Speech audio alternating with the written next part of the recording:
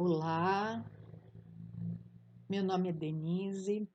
Hoje seria a aula da Tânia, mas em virtude dela ter tido um probleminha com a saúde da mãe dela, ela pediu para que eu fizesse essa aula. Então, vamos começar o capítulo 10, Bem-aventurados os misericordiosos.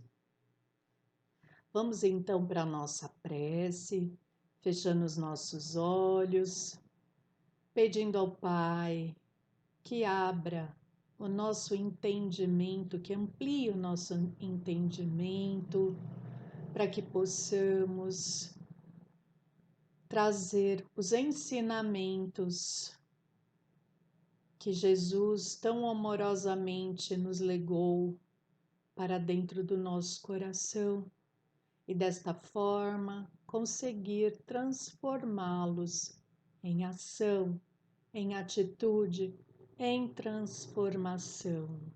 Que assim seja.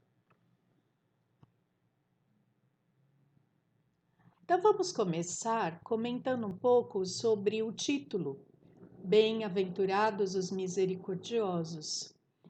O título dessa aula, ele faz parte do discurso de Jesus, que está contida em Mateus, no capítulo 5, versículo 7.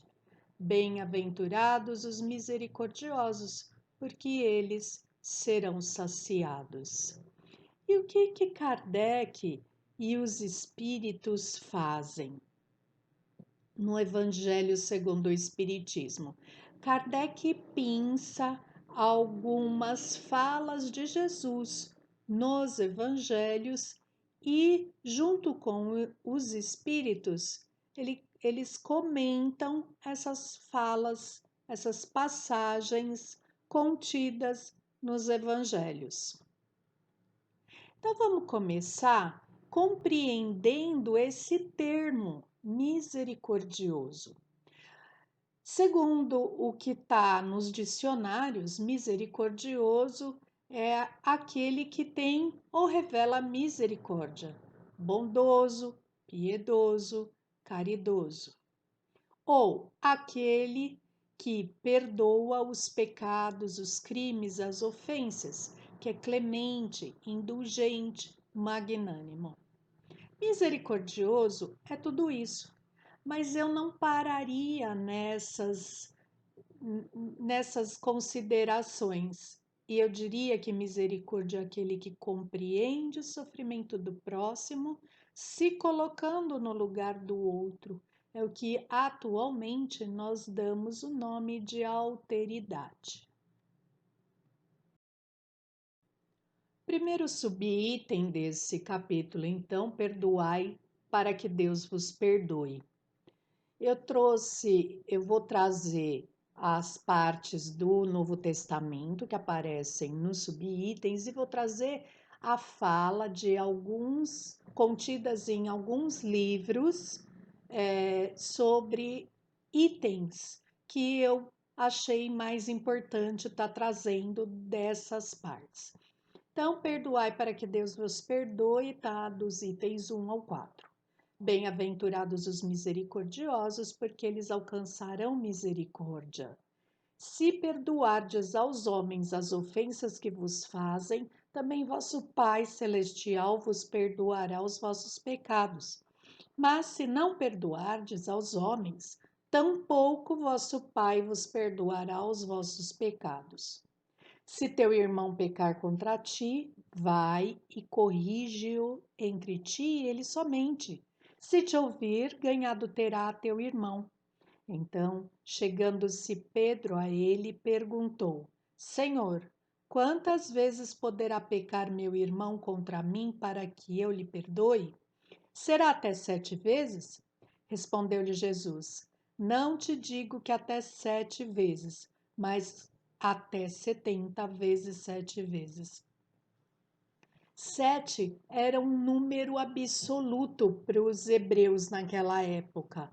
E quando Pedro então pergunta para Jesus se é até 7 vezes, ele já está trazendo um número absoluto. Mas Jesus ainda coloca além.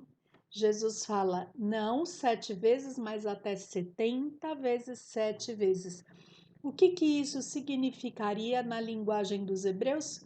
Que o perdão é infinito. Bem, então vamos aos comentários. A primeira coisa que Kardec aponta nesse subitem é o esquecimento das ofensas. E eu vou trazer então aqui Emmanuel no livro O Consolador, questão 340, onde perguntam a Emmanuel: perdão e esquecimento devem significar a mesma coisa? O que Emmanuel responde: para a convenção do mundo, perdão significa renunciar à vingança, sem que o ofendido precise olvidar plenamente a falta do seu irmão. Então, o que o Emmanuel está dizendo aqui? Que provavelmente o acontecimento em si nós não iremos esquecer. É muito difícil. Tem até alguns palestrantes que brincam que esquecimento, quem esquece é porque está com amnésia. Que o fato não é esquecido. E aí ele continua. Entretanto, para o espírito evangelizado, perdão e esquecimento devem caminhar juntos.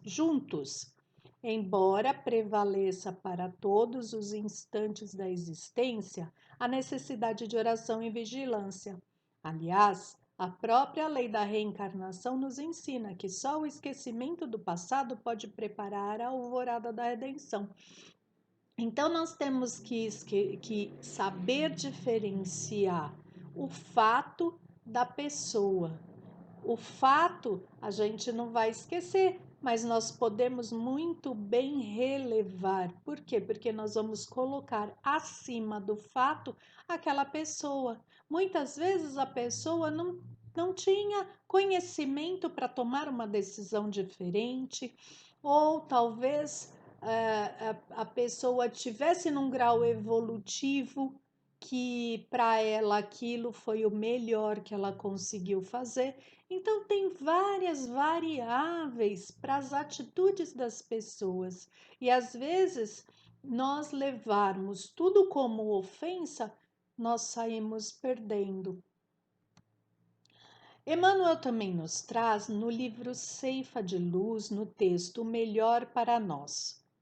Compreendamos que o esquecimento dos males que nos assediam é defesa de nosso próprio equilíbrio e que, nos dias em que a injúria nos bata em rosto, o perdão, muito mais que uma bênção para os nossos supostos ofensores, é e será sempre o melhor para nós. Então, ele está dizendo aqui que o perdão, aquele que perdoa, quem que sai ganhando. Ofensas, maus procederes, isso faz parte do mundo que nós vivemos, que é um mundo de provas e expiações, e que, na verdade, a Terra é uma grande escola. E como que nós vamos aprender a perdoar se nós não passamos pelas situações conflitivas? Então, é isso que faz parte, é isso que Emmanuel nos traz. E Kardec, então, nos fala do perdão propriamente dito. E perdoar o outro. Mas vamos pensar um pouco além disso. Qual é aquele que não erra? Quem de nós é perfeito? Quem de nós não se engana? Então, nós temos que pensar que a atitude das pessoas significa que elas fizeram opções em determinados momentos e que nem às vezes essas opções não são as melhores, mas foi aquilo que a pessoa conseguiu pensar naquele momento. E Rodolfo Caligares, no livro As Leis Morais, no texto A Pena, nos traz o seguinte: Aquele que revida o seu ofensor com igual ofensa está exercendo a justiça, cobrando o que lhe devem, mas, por sua vez, terá de pagar na mesma moeda toda a injúria que fizera a outrem. Já aquele que perdoa as ofensas recebidas fica com um crédito no mesmo valor na contabilidade celeste. Crédito esse que será levado em conta quando lhe aconteça cometer alguma falta. E quem não está sujeito a errar? E é essa pergunta que Rodolfo Caligares faz que eu devolvo para vocês. Quem não está sujeito a errar? Emmanuel, no livro Fonte Vida, no texto Desculpa Sempre, nos traz o seguinte: por mais graves te pareçam as faltas do próximo, não te detenhas na reprovação, condenar a cristalizar as trevas, opondo barreiras ao serviço da luz. Além disso, nos problemas de crítica, não te suponhas isento dela. Então, são duas colocações realçando que nós erramos, nós somos criticados, do mesmo jeito que nós encaramos as atitudes do outro, nós criticamos a atitude do outro e achamos que nós poderíamos fazer melhor, outras pessoas pensam o mesmo a nosso respeito. E qual é o limite do perdão? Então, nós falamos no começo que o 70 vezes 7 vezes significa o infinito. Então, será que o perdão tem limite? Pelo que eu entendi da fala de Jesus, não. Mas vamos ver o que nos traz Emmanuel no livro O Consolador, questão 338. Por que teria Jesus aconselhado perdoar 70 vezes 7? E Emmanuel responde: a terra é um plano de experiências e resgates por vezes bastante penosos. E aquele que se sinta ofendido por alguém não deve esquecer que ele próprio pode também errar 70 vezes 7 vezes. Então, será que o perdão tem limite? E Kardec, então, nessa passagem, traz que existem duas maneiras de perdoar. Uma é sem segundas intenções, tratando com delicadeza e com o amor próprio e a suscetibilidade do adversário, mesmo quando a culpa for dele. E a outra maneira é quando o ofendido ou aquele que se julga, né, impõe condições humilhantes ao adversário, estende a mão por ostentação. Então, nós temos que tomar muito cuidado, porque tem gente que fala, eu perdoei, mas vive apontando a falta do outro. Isso é humilhar. Enquanto que, se nós realmente perdoamos, para que ficar falando? Para que ficar trazendo a público? E é importante que as questões se dê entre nós e o outro. Não precisa envolver mais ninguém. E o Rodolfo Caligares, no mesmo livro, As Leis Morais, no texto A Pena, traz o seguinte: talvez nos perguntem, no segundo caso, sendo o ofensor perdoado pelo ofendido, ficará sem a punição devida? Então, quando a pessoa que ofende, ele fica sem punição? Porque nós sabemos que existem certas questões que são alcançadas pela lei terrestre, pela lei terrena, pela lei dos homens. Mas tem outras questões que as leis não contemplam. Por exemplo, quando eu falo mal de alguma pessoa, não está no Código Penal que eu devo sofrer alguma sanção por isso. Mas, segundo a lei de Deus, isso não é uma coisa a ser feita. E aí, Rodolfo continua: absolutamente. A providência cuidará disso e seja na mesma existência ou em outra ou outras posteriores, ele sofrerá o que tenha feito sofrer, não porque praza a Deus castigar os culpados, mas para que todos se corrijam, progridam e sejam felizes. Então, nós sabemos que existe a lei de causa e efeito, mas o que é importante perceber desse texto? Que não cabe a nós fazer justiça, que a justiça maior é a justiça de Deus e que a Deus nada escapa, Ele está atento a tudo.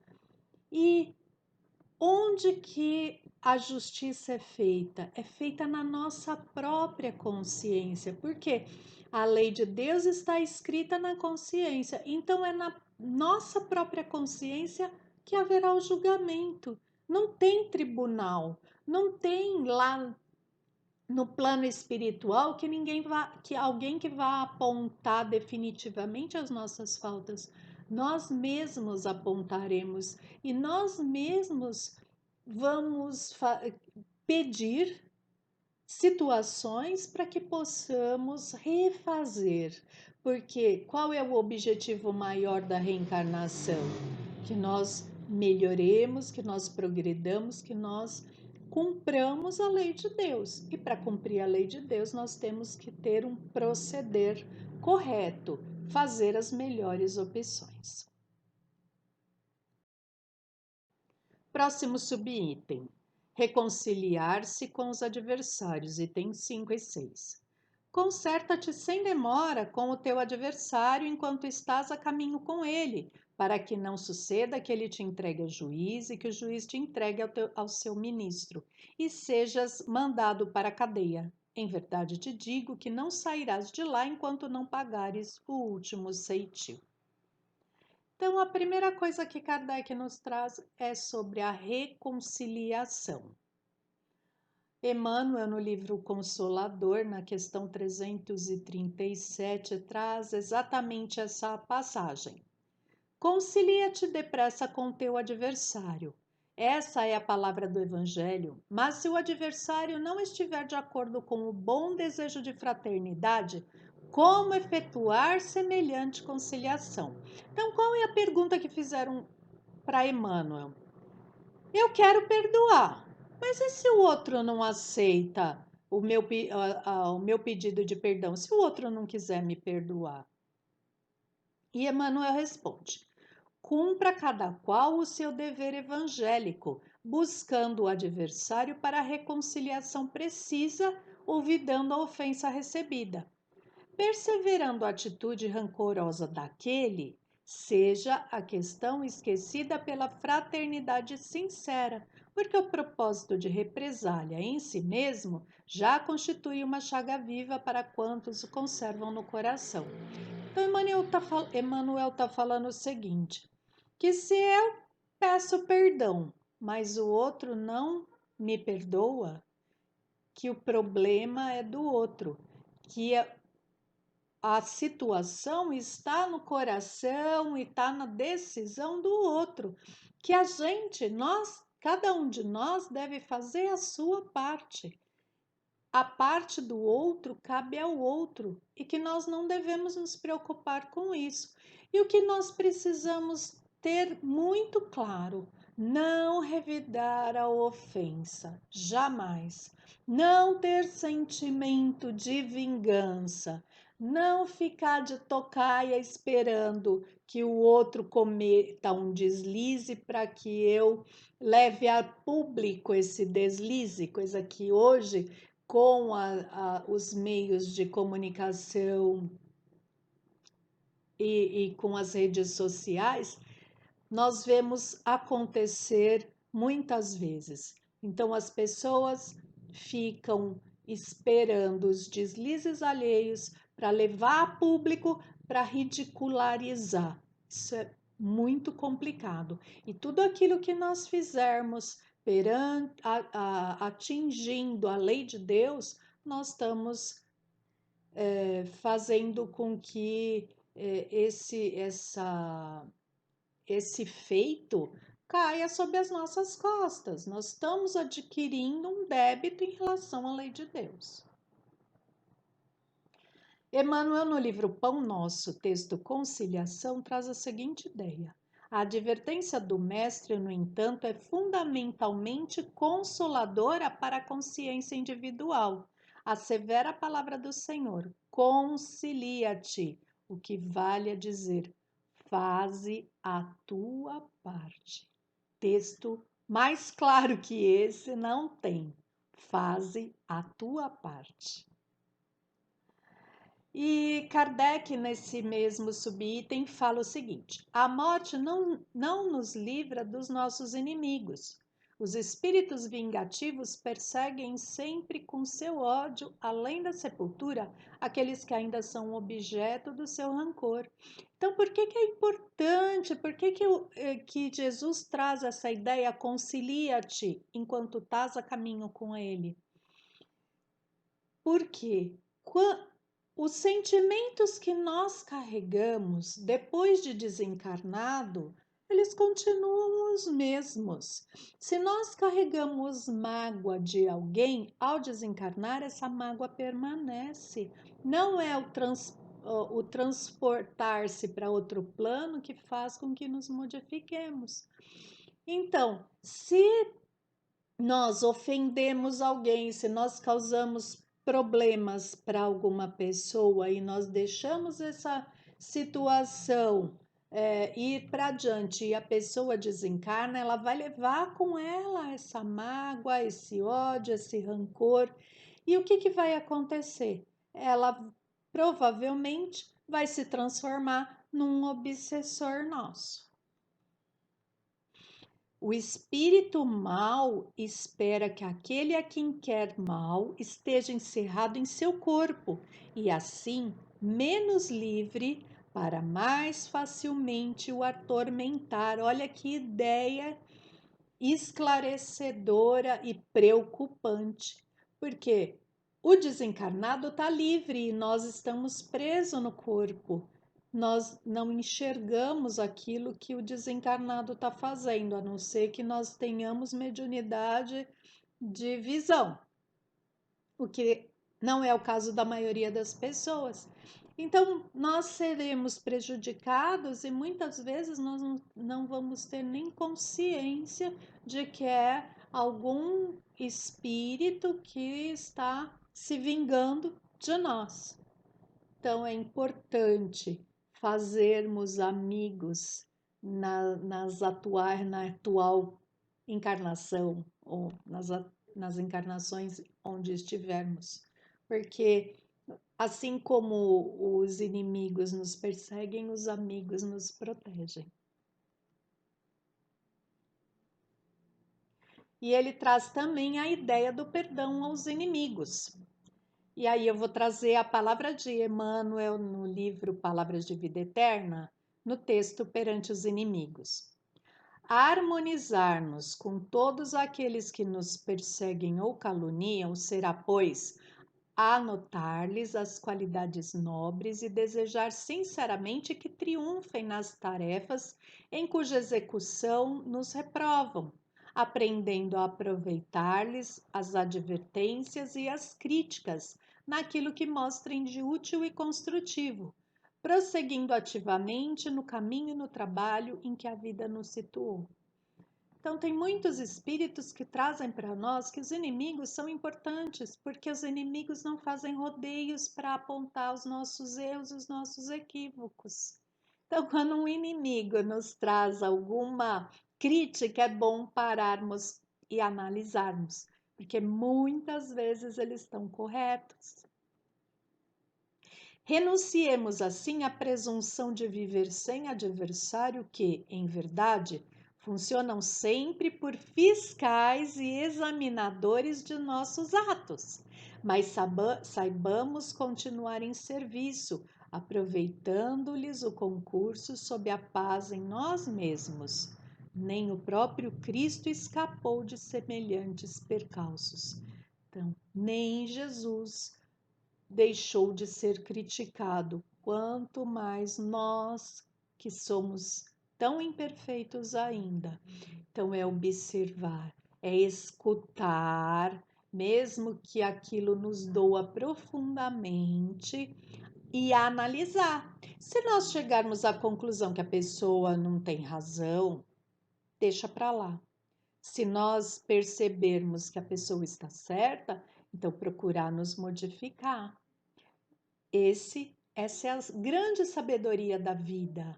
Escutar com atenção, levar em consideração as coisas, pensar a respeito e tirar as nossas próprias conclusões. E quando as conclusões forem em favor da mudança, nos esforçarmos para que isso ocorra. E aqui, com relação ao perdão aos inimigos, eu tenho uma história. Eu gosto muito de contar histórias porque acho que elas gravam o ensinamento. E essa história, quem conta é o Divaldo, que é um acontecimento da vida dele mesmo. O Divaldo, ele tem a dupla vista, ele consegue ver os espíritos, inclusive ele conta que tinha dificuldade quando era mais jovem, por não entender bem como isso ocorria, de perceber quem era encarnado e quem era desencarnado. Mas o fato é que ele tinha um perseguidor que o maltratou por longos anos. E um dia ele montou a mansão do caminho, onde ele acolhe crianças, ele é pai de registro de mais de 600 crianças. E um dia um dos trabalhadores da casa traz até ele uma criança, uma menina. E segundo ele mesmo conta, diz que a criança era bem feinha. E aí o Divaldo, e essa criança havia sido abandonada nas portas da mansão do caminho. E o Divaldo fala pro rapaz, não, vamos acolhê-la, ai, que bebê lindo, que criança linda. E esse espírito que o perseguia aparece para ele e fala, mas como você acha a criança linda? E o Divaldo afirma, sim, a criança é muito linda. E aí o espírito fala, pois essa criança foi a minha mãe na encarnação anterior. E Divaldo não sabia, né? Divaldo havia acolhido essa criança. Então, como é importante termos boas decisões, tomarmos boas atitudes, porque a partir de então, esse espírito de perseguidor passou a ser seu amigo. No próximo subitem, o sacrifício mais agradável a Deus, itens 7 e 8.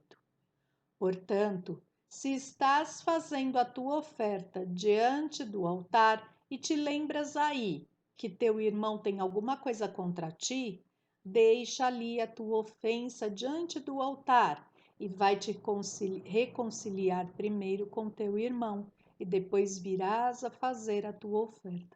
Então é interessante ver que Kardec traz várias situações de perdão, de ofensas, que vale a pena nós refletirmos sobre ela. As ofensas materiais, porque ou melhor, desculpa, as ofertas materiais, porque Kardec aí tá falando sobre oferendas perante o altar. Então, nessa passagem, Jesus traz algo da época dele, porque naquela época existiam as oferendas materiais feitas pelos hebreus, pelos judeus, que se constituíam de animais que eram sacrificados nos altares. Por isso que ele fala, antes de fazer a tua oferta perante o altar. Hoje já não temos mais, ainda bem, né, essas ofertas materiais. Mas o que que é importante? Qual é a chave dessa passagem? Que antes de nós pedirmos algo a Deus, antes de pensarmos em pedir a Deus que nos perdoe, ou antes de pensarmos em pedir perdão, e antes de fazermos as nossas orações, é preciso ter o nosso coração purificado. Então, é preciso que se perdoe aos outros e que, se algum mal se tiver feito contra um irmão, é necessário repará-lo. A oferenda é agradável quando proveniente de um coração puro de qualquer mau pensamento. Se alguém fez algo para nós, procurar relevar, procurar compreender, procurar nos colocar no lugar dele e ver se nós não teríamos feito até coisas piores. E se nós causamos o mal a alguém, pedir desculpa. Tem gente que tem muita dificuldade disso, é necessário pedir desculpa. Se causamos mal de alguma outra forma, pensar em uma forma que possamos reparar esse mal.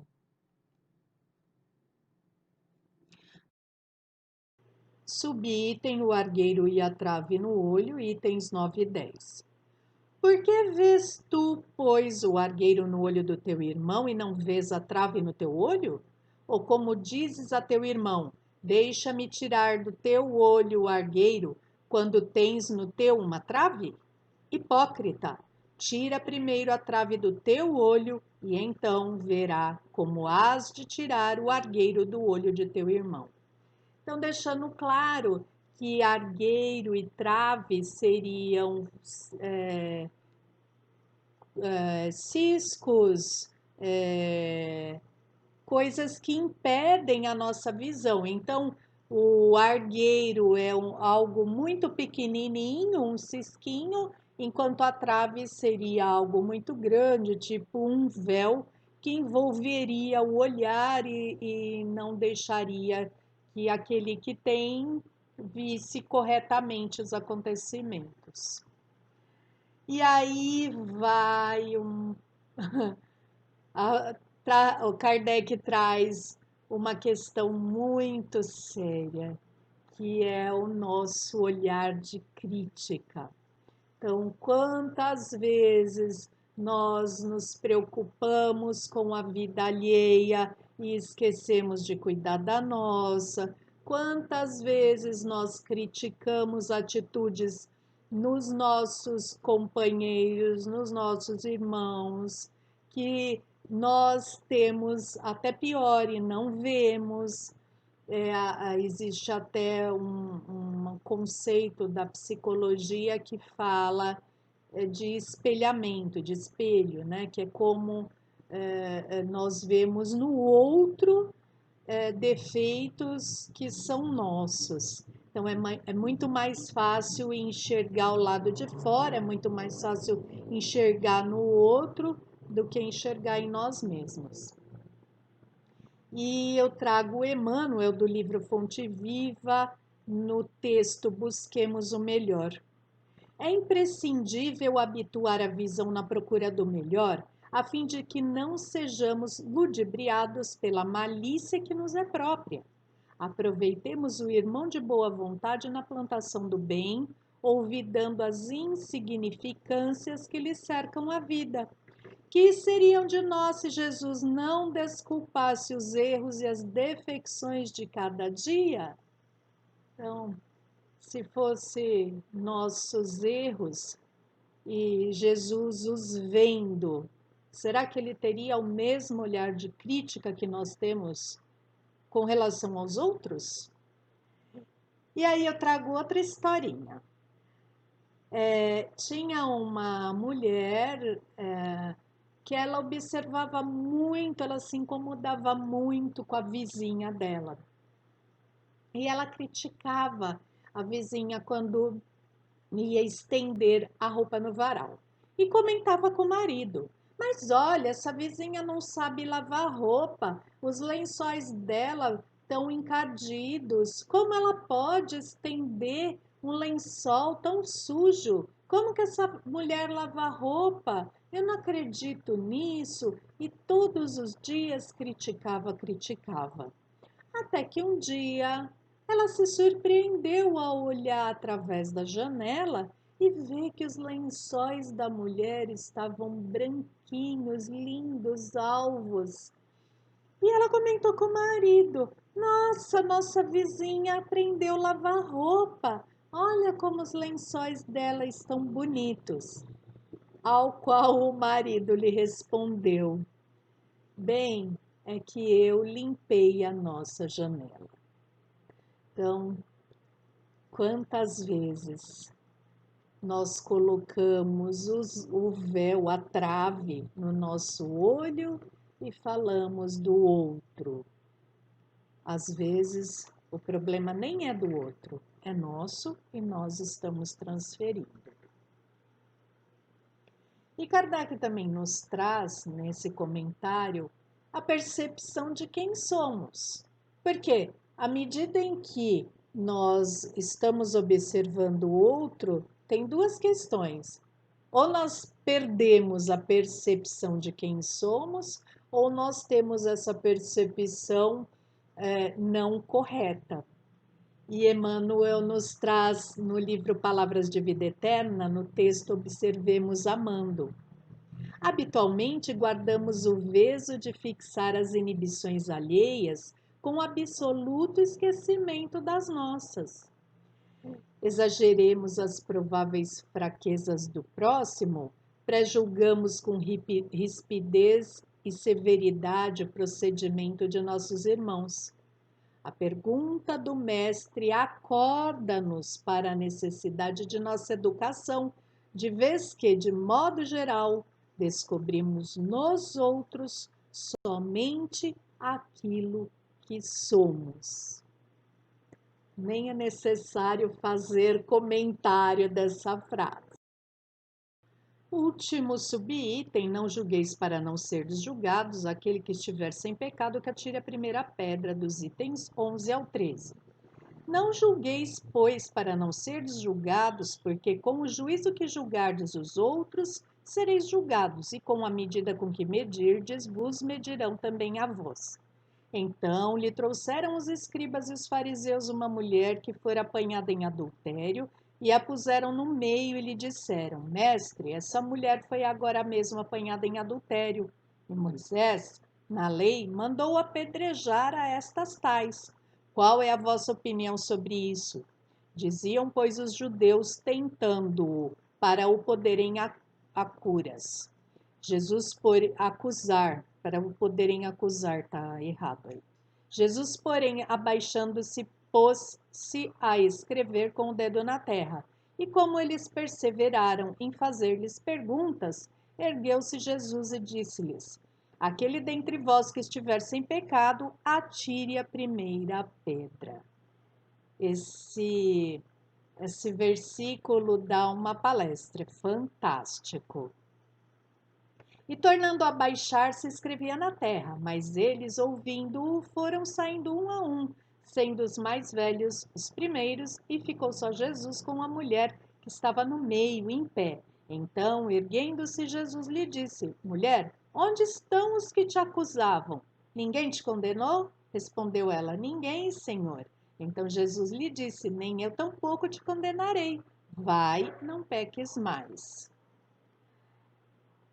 E Kardec aponta: não devemos julgar os outros mais severamente do que julgamos a nós mesmos.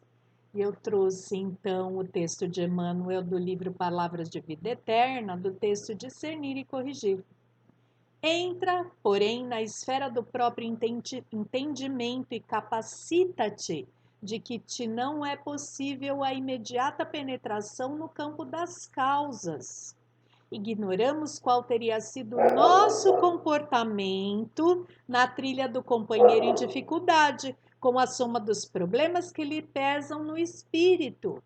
Então, aqui Emmanuel deixa claro, Qual será que teria sido a nossa atitude se estivéssemos passando pela mesma situação que a pessoa está passando, com o mesmo tanto de problemas e dificuldades? Será que agiríamos igual, pior? Será que teríamos uma saída melhor?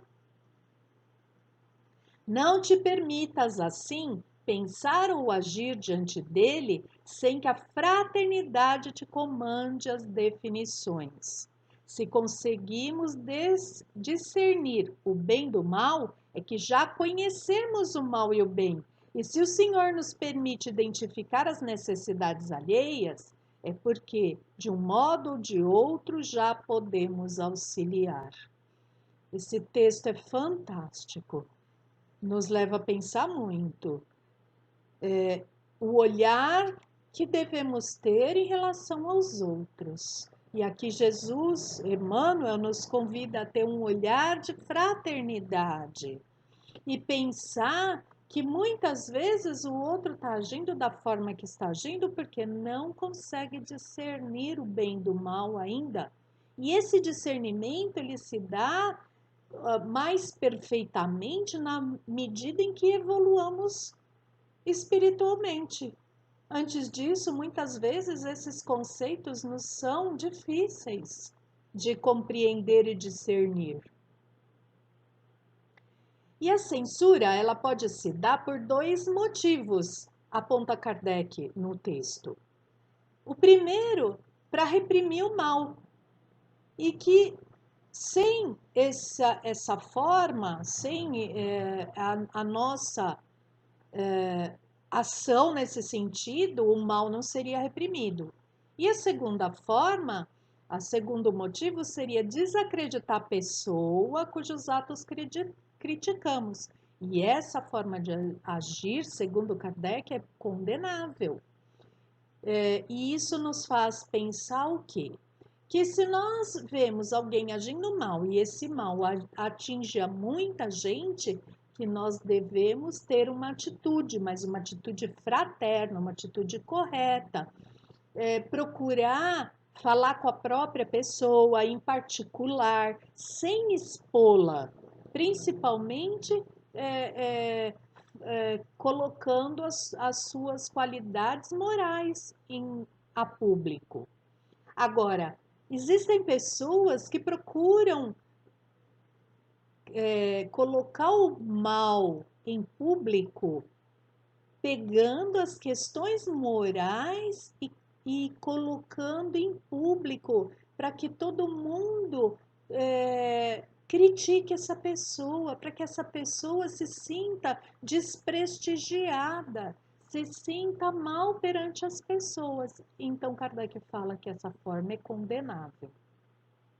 E Emmanuel, no livro Palavras de Vida Eterna, no texto Adversários e Delinquentes, nos fala: imperioso manter-nos em harmonia com todos os que não pensam por nossos princípios. Entretanto, na posição de criaturas responsáveis, não podemos passar indiferentes diante de um irmão obsidiado que esteja lançando veneno em depósitos de água destilada à sustentação coletiva. Então, não devemos nos abster, mas precisamos nos colocar de maneira fraterna. Jesus não proíbe reprovar o mal. A autoridade da censura está na razão da autoridade moral daquele que a pronuncia. Então, será que nós temos a moral tão elevada que podemos estar na razão para criticar o outro? E tem uma história interessante do Dalai Lama. Uma mãe chegou com uma criança diabética e gorda e falou para o Dalai Lama: por favor, Dalai, fale para o meu filho não comer açúcar mais. Ele precisa se tratar, ele está diabético, não pode continuar assim. E o Dalai Lama falou para essa mãe: por favor, volte daqui um mês. Dali um mês, a mãe voltou. Dalai, por favor, fale para o meu filho não comer mais açúcar. E o Dalai Lama então virou para a criança e falou: meu filho, não coma mais açúcar. A mãe não entendeu nada. Como assim? Ele demorou um mês para falar isso? E a mãe então questionou: por que o senhor mandou voltar dali um mês? E o Dalai Lama lhe respondeu: é porque há um mês atrás eu comia açúcar. Então, como que eu poderia falar para o seu filho não comer açúcar se era algo que eu fazia? Então, a autoridade legítima é aquela que se apoia nos bons exemplos. E aí, Emmanuel nos traz uma receitinha de como ser misericordioso no texto Socorramos. Como ajudar aos que nos parecem mergulhados no erro? Censurar é fazer mais distância, desprezá-los será perdê-los. É imprescindível saibamos socorrê-los através do bem efetivo e incessante. Para começar, sintamo-nos na posição deles, a comungar-lhes a luta. Se parece oportunidade, algo façamos para testemunhar-lhes apreço. No pensamento, guardemo-los todos em vibrações de entendimento e carinho. Na palavra, envolvamo-los na bênção do verbo nobre. Na atitude, amparemo-los tanto seja possível. É impossível saber quando venhamos a articular o perdão em favor dos outros, se ele foi corretamente aceito ou se produziu as vantagens que desejávamos. Entretanto, sempre que ouvidemos o mal que se nos faça, podemos reconhecer de pronto os benéficos efeitos do perdão conosco em formas de equilíbrio e de paz agindo em nós mesmos. Que possamos refletir profundamente nesses ensinamentos de Kardec, que nos fala diretamente, dando-nos conselhos para vivermos melhor e mais felizes. Muita paz.